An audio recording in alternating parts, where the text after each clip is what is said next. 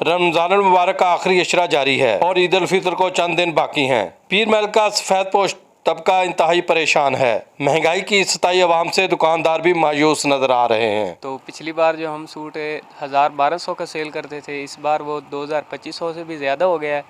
गाहक है कोई नहीं। बहुत महंगे हैं। इधर हमारे पास आते हैं, फिर सिलाई में मसला बनता है, कस्टमर एतराज़ करता है सिलाई बहुत ज़्यादा है।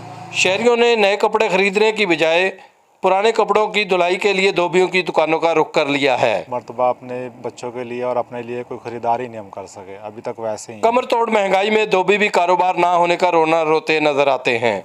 हम जहाँ 50 रुपये प्रेस ले रहे हैं, लोग उस पर भी आके लड़ते हैं। 100 रुपये धुलाई है, लोग कहते हैं कि बहुत महंगाई हो गई है।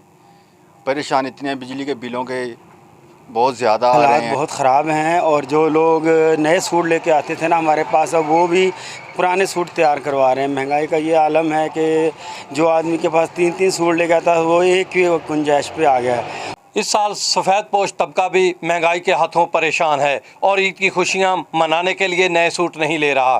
कैमरा टीम के साथ Mohammad Khalid MK, ARY news, Pir महल।